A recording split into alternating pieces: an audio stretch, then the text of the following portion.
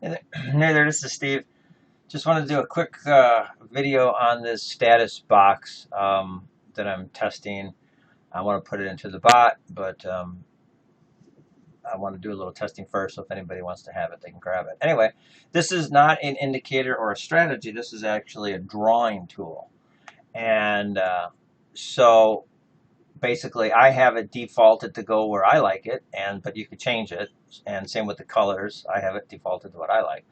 So in any event, when you install it, you would go to your normal, control panel, and then down to tools, import, and then the Ninja script add-on, and then you just point to wherever the file is that you downloaded, and wherever you put it, typically downloads or wherever. Anyway, double click on that. It'll say, do you want to verify who you're getting this from, kind of thing.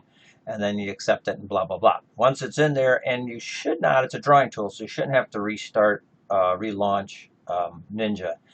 Ninja 8, obviously. But there's a couple ways to get it. So you can right click on here and go down to drawing tools, or you can go down to your little crayon or whatever that is up there, pencil, and do it this way. If you do it this way, it goes right to what we're looking for.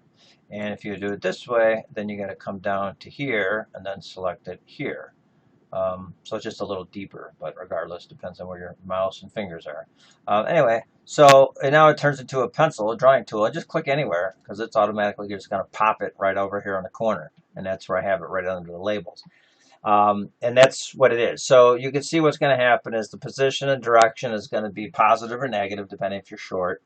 The account that you're set on, and that is based on this. Because I didn't like to have, I've tried to squeeze it down as much as possible, but it just takes up too much room and I didn't like it. So I wanted some historical stuff on there, but I didn't want to see it. So in any event, the account is going to be based on this account here, whatever you have here set in here. So I could hide that. Okay. So then the open balance, open P&L is the actual trade that you're in. And then the unrealized is going to be unrealized in all the charts that you're in. You might be in different positions in different markets, and therefore, if this one is only going to show what's on this chart, meaning CL. If you have something going on an ES, it's only going to show it under here, under unrealized. It won't show you, because this is only going to show the particular chart. And then obviously you realize P&L overall.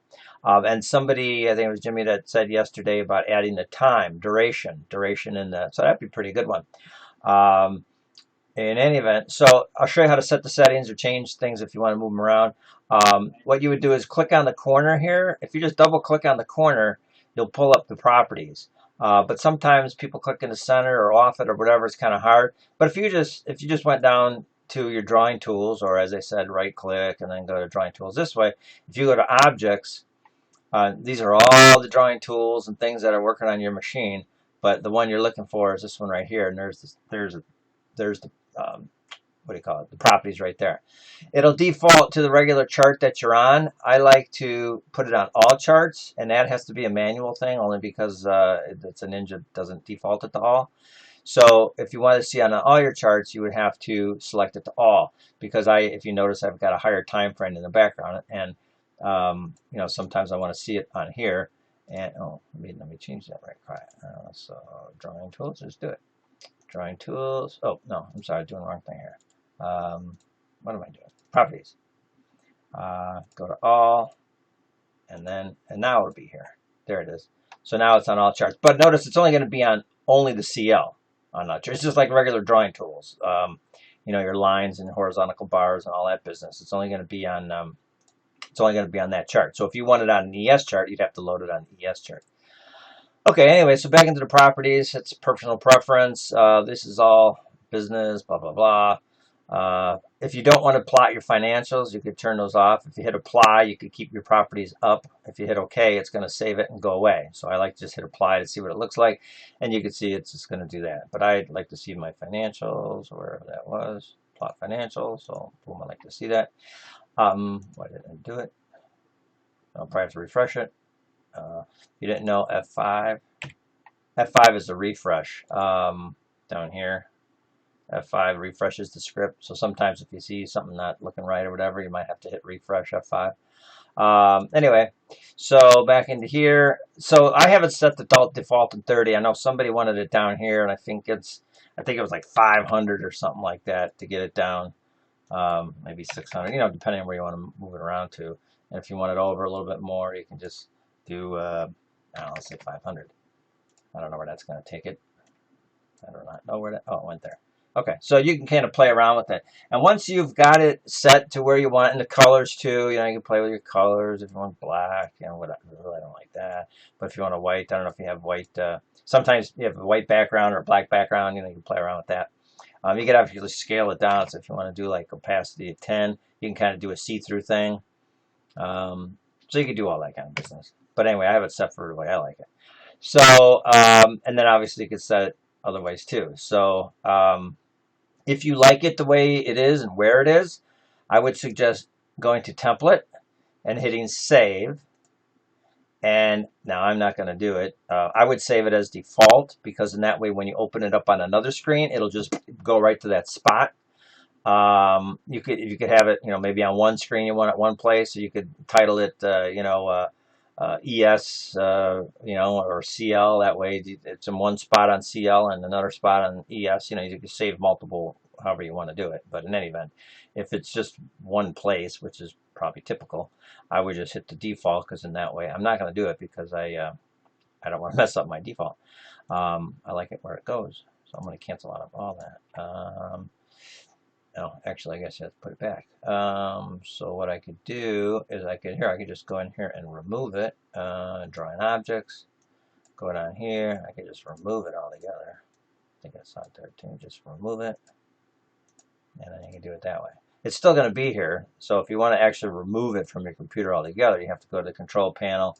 You go to Tools, Remove Ninja Script, and then find it that way.